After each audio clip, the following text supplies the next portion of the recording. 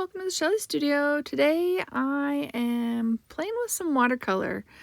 I've got some Grumbacher 140-pound watercolor paper, and the colors I think that I use in my big palette are M-gram, and the green ones that I'm pulling out there are just a couple of Artesas.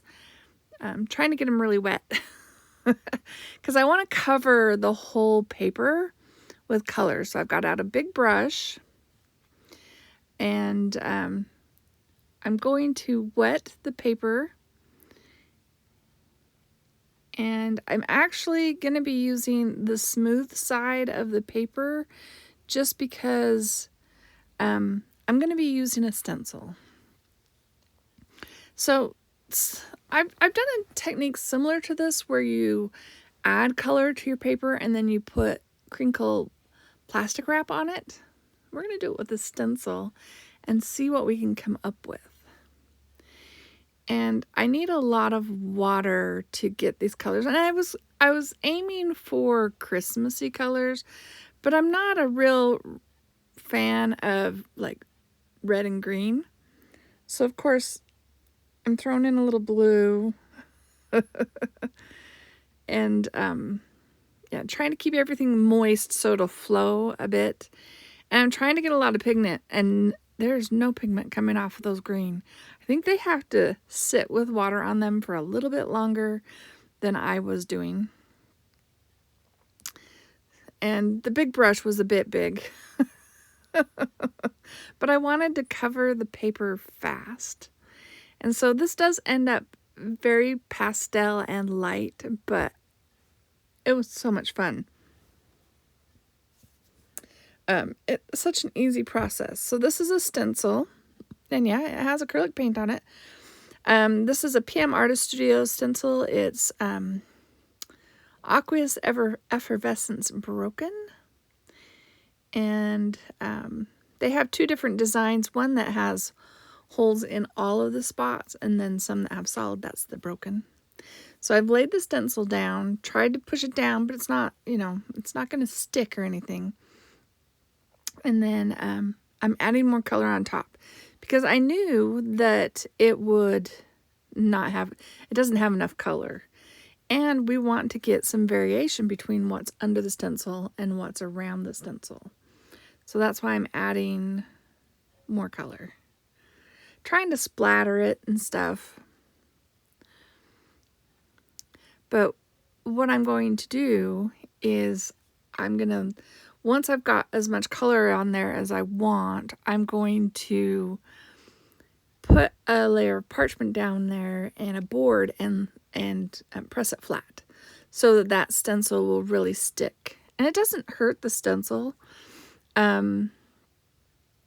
And I did try this with a plastic stencil because PM Artist Studio stencils are a Yoo-hoo paper. So I tried a plastic stencil. It was almost as thin as this one, so I don't know if a thicker one would work as well. I don't see why it wouldn't work, but you do have to be careful when you're leaving puddles of watercolor. If you have too much pigment in one spot, it ends up looking, I don't know, globby, I think, and a little extra thick. So I think I am looking for my parchment paper. There we go. And I'm just going to lay that down, and I grab my board. Should have edited this. It's down there. It's underneath the table, so I'm trying to reach for it. There we go. And yeah, it has a underpainting on the other side. So I'm putting things on there that'll weigh it down. And I let it sit. It's probably at least 8 hours. It's still slightly damp, but it's absorbed. And we just peel that off, and I thought it was really cool. I don't know. What do you think? It doesn't look very Christmassy, but we're going to make it into Christmas tags anyway. But yeah, this is what you end up with. If you had more pigment or brighter colors, probably get a little bit more oomph to it. But I thought it looked pretty, and I liked the metallic green in there. Gives it a little bit of a shimmer. So now I'm just deciding, okay, they're going to be 2-inch tags, because I believe it's a 9 by 12, not counting the perforation. And of course, I need a new cutter.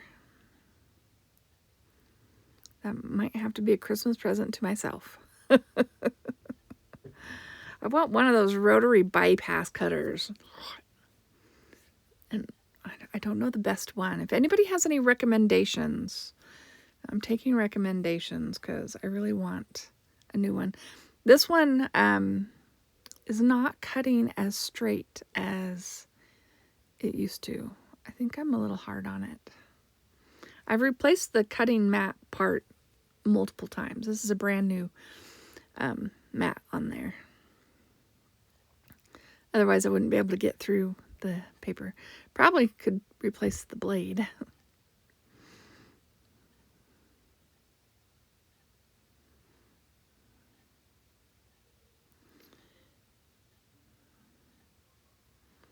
Yeah, just got a sliver left. There we go. I don't make you watch me cut every bit of it. So I'm going to cut them into 4.5 inches, I believe. And that will be the size of the tags. And we'll make them gift tags. Even though they're not exactly Christmas colors, I like non-traditional Christmas colors. Oh, and I also went ahead, like I said, I did one with another stencil and a different set of watercolors. And I was influenced to buy, oh, there's nothing on this in English. It's those graphite looking watercolors, like reddish black, yellowish black, greenish black, bluish black, purplish black, and brownish black. I'll link it down below in case you're interested once you see them. This is them. You see the little gray. Like, our Christmas tree has, like, black and chalkboardy sort of looking stuff on it, so I thought this would work, but it's still a little light. So I'm just marking the center so I can punch holes and all of them. And then I am going to stencil on. And the stenciling, I wanted to use white. I didn't want to use anything too drastic. I could have gone for red, but and the tags are a little pastel-y, but I still wanted white.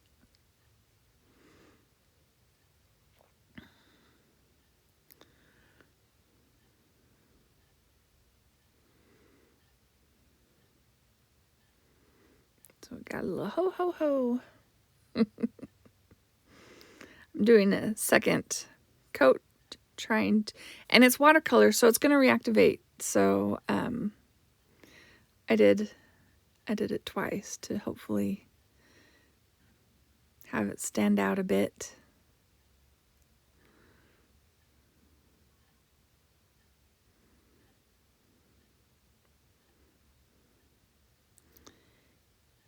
And yeah, it's quite a simple project, but I love the effect of the watercolor and the stencil.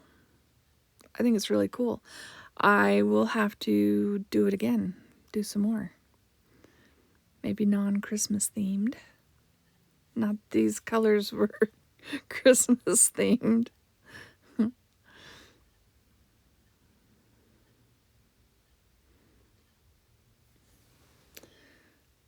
All right, well, I won't make you watch me mask out the next one, but yeah, I do a few different words, and then we'll see how they look.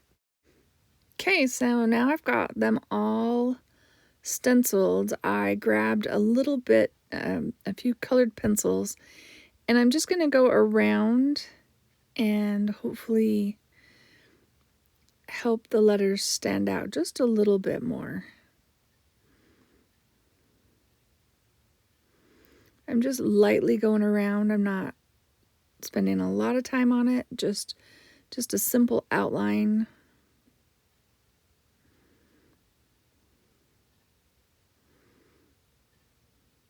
And I picked a color that really blends into the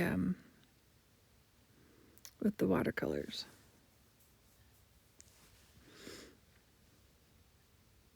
And of course, if you got these wet, they would reactivate. And I mean, the ho wouldn't, but the rest of it is watercolor, so it would reactivate. Oh yes, and I decided to ink up the edges.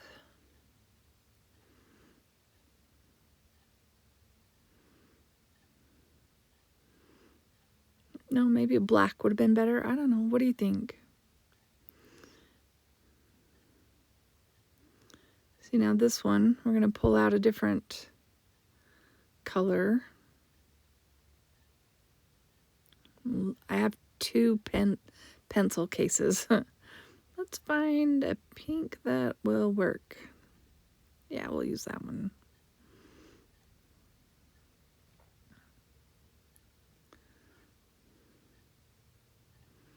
And again, just going around it, bringing the letters out a little bit.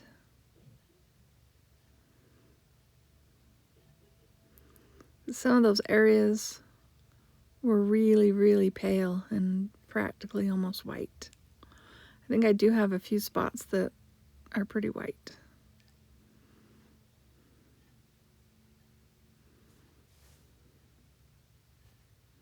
So here's a couple examples with the pencil around them, close up with all the fun texture. All right, so we got to add some ties, right, to the tags. And I have, this is, I don't even remember what this material is.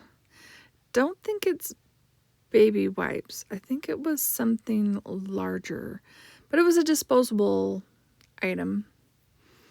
And I cut it into strips after, I mean, it was cleanup. Like I cleaned up paint and stuff and then cut it into strips and just rolled it up for some future use. And here we go. So we're going to make some floofles. Is that what you call it? Floofles for the tags. And I think the colors work okay. What do you think? Anyways, I hope you liked this project. I really liked it. It was fun. Now I have tags for my Christmas presents.